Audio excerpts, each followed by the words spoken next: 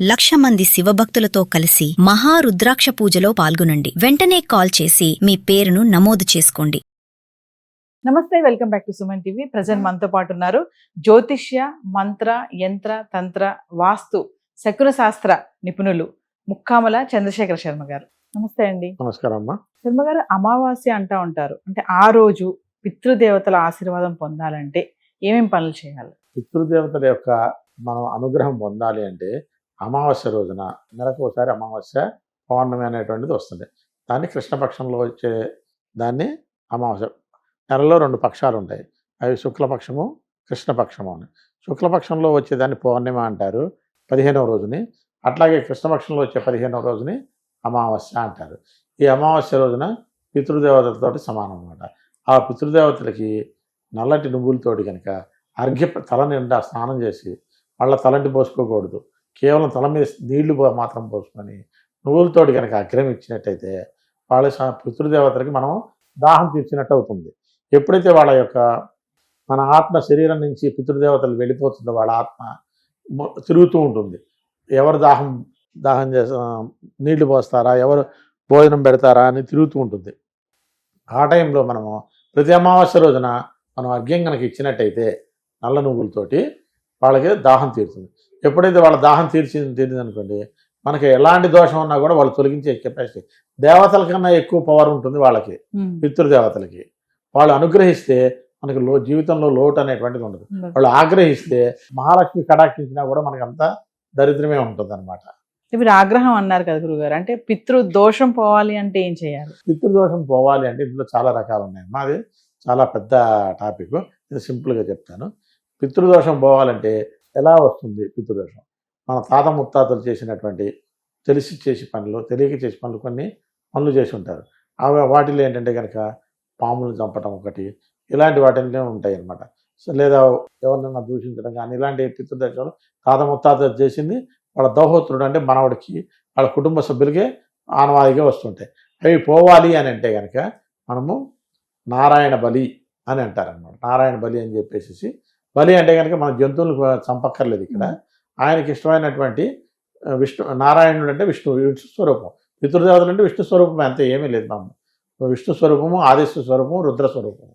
విష్ణు స్వరూపం అంటే విష్ణుమూర్తి, రుద్ర స్వరూపం అంటే శివుడు, ఆదిత్య స్వరూపం అంటే సూర్యుడు. ముగ్గురు ప్రత్యక్ష దైవాలు కాబట్టి ఈ ముగ్గురికి నారాయణ బలి అంటే కనుక పెసరపప్పుతోటి పులగం చేసి, అంటే అన్నం వండి, ఆ అన్నము కొద్దిగా పరమాన్నము, గారెలు అంటే వడలు ఉంటారు కదా, ఆ వడల్ని కనుక నైవేద్యం పెట్టినట్టయితే కనుక అది పోతుంది అనమాట. దానికి తగ్గ మంత్రాలు ఉంటాయి, ఆ మంత్రాల ద్వారా చేస్తే కనుక పితృదోషాలు సాధ్యమైనంత పోతాయి. ఇవాళ రేపు ఏంటంటే ఈ పితృదోషాలు పోవడానికి అనేక రకాల కాశీలోకి వెళ్ళి చేస్తే పోతుంది కానీ ఎంత పర్సెంట్ చేసేవాడు కరెక్ట్గా ఉండాలి, చేయించుకునేవాడు కరెక్ట్గా చేసుకోవాలి. అంటే చేసేవాడు కరెక్ట్గా చేయట్లేదంటే అందరూ చేసేవాళ్ళు లేరు, చేయించుకునేవాడు అంటే అక్కడికి వచ్చి ఏదో మనం చేసేసాం అయిపోతుంది.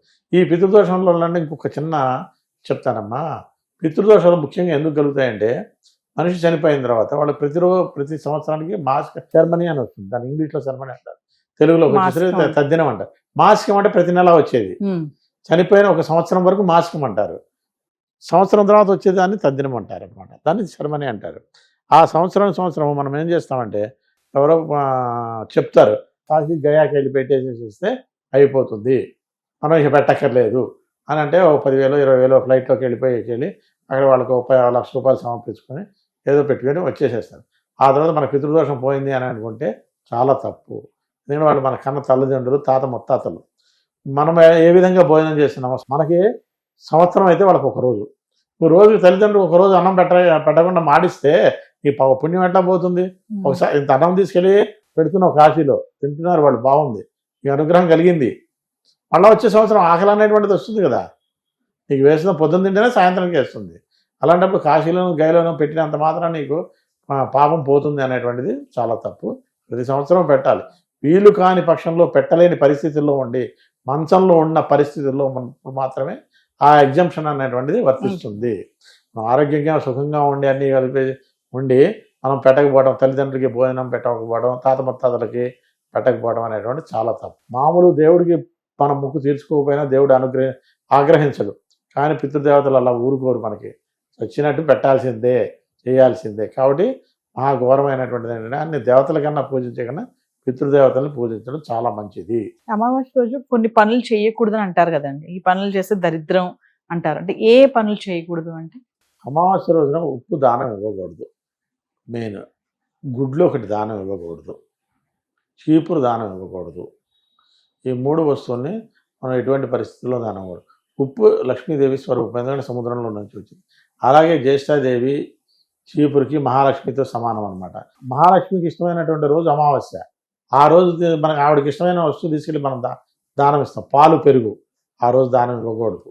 మీరు 10 మందిని పిలవండి, పాలు పెరుగు తోటి పాయసం చూడండి, 10 మందికి భోజనం పెట్టండి, తప్పులేదు. కానీ మీరు పాలను దానం ఇవ్వకూడదు, పెరుగును దానం ఇవ్వకూడదు, ఇలాంటివన్నీ చేయకూడదు అనమాట. చేస్తే కనుక మనకి మహాలక్ష్మి అనుగ్రహం అనేటువంటిది లభించడం కష్టము, దుర్లభం అవుతుంది. అది. నమస్తే. నమస్తే.